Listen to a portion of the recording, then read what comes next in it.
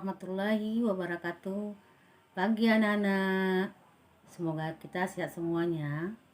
Dan jangan lupa tetap memperhatikan protokol kesehatan, cuci tangan, jaga jarak, dan pakai masker. Nah anak-anak, sebelum kita memulai pelajaran, marilah kita berdoa menurut agama dan kepercayaan masing-masing. Berdoa mulai. Selesaikan. Anak-anak ibu, pada pembelajaran terdahulu kita telah mempelajari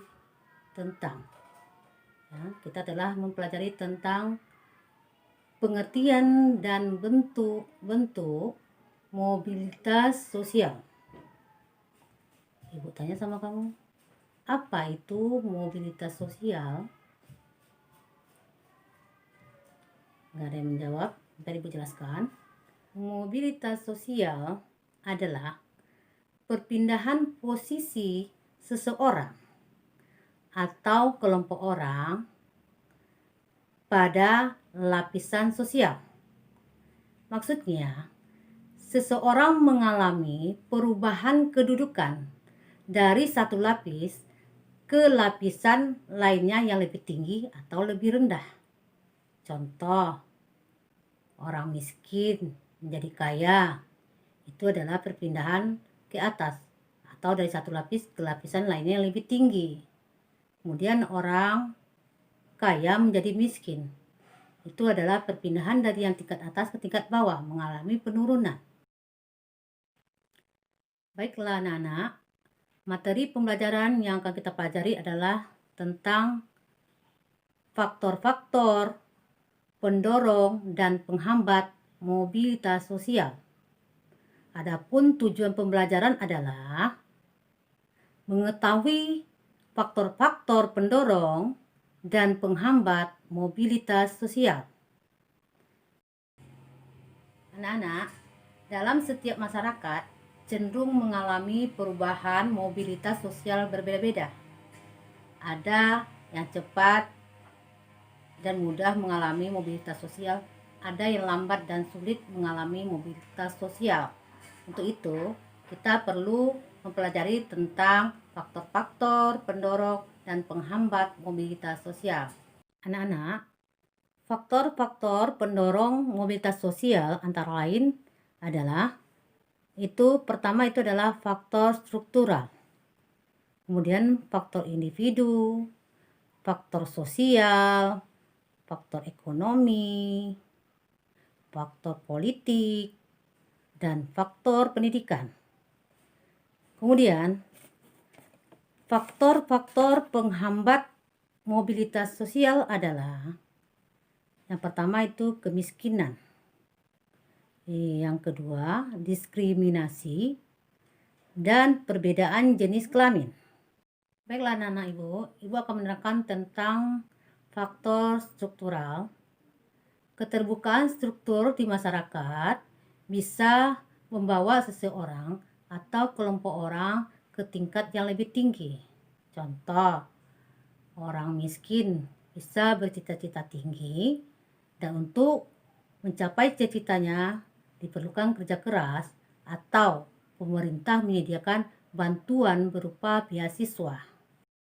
Anak-anak ibu, berikutnya adalah faktor individu. Faktor individu mengacu pada kualitas seseorang, baik itu pada pendidikan, ekonomi, keterampilan, dan penampilan pribadi seseorang. Selanjutnya adalah faktor sosial. Ketidakpuasan seseorang mewarisi status dari orang tuanya mengakibatkan seseorang untuk giat belajar atau bekerja untuk mencapai tingkat yang lebih tinggi. Contoh, seseorang yang kurang mampu bercita-cita tinggi, giat belajar untuk mencapai cita-citanya supaya berubah dalam status sosial. Berikutnya adalah faktor ekonomi. Masyarakat yang ekonominya lebih baik cepat melakukan mobilitas sosial dibandingkan dengan orang yang kurang mampu. Kemudian kita masuki faktor politik. Karena situasi politik ini bisa membawa seseorang ke tingkat yang lebih tinggi. Contoh, ini seseorang dalam kegiatan politik bisa menjadi anggota dewan atau bupati. Nah, selanjutnya anak-anak adalah faktor pendidikan. Pendidikan dapat membawa seseorang ke arah status yang lebih tinggi. Nah, itulah tadi beberapa faktor pendorong mobilitas sosial. Berikutnya kita akan masuki faktor penghambat mobilitas sosial. Yang pertama yaitu kemiskinan ya. Yang pertama kemiskinan. Masyarakat yang berpendidikan rendah itu berpengaruh pada kualitas sumber daya manusia. Rendahnya pendidikan, seorang atau kelompok orang sulit mencapai status sosial. Karena rendahnya pendidikan, sulit mendapat pekerjaan. Kemudian, diskriminasi.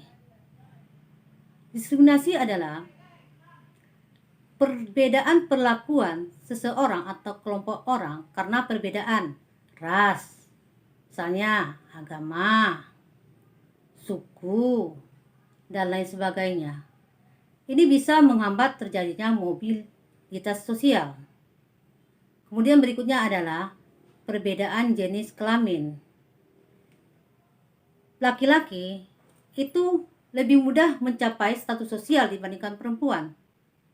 Ini karena kondisi fisik perempuan. Misalnya di Duri, ini adalah kota minyak. Ya.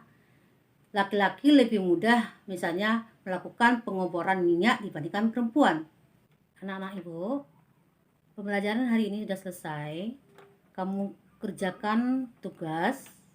Itu yang pertama adalah sebutkan faktor-faktor pendorong mobilitas sosial. Yang kedua, sebutkan contoh faktor individu yang menjadi pendorong mobilitas sosial. Yang ketiga, berikan contoh kemiskinan bisa menghambat mobilitas sosial. Yang keempat, berikan contoh diskriminasi bisa menghambat mobilitas sosial.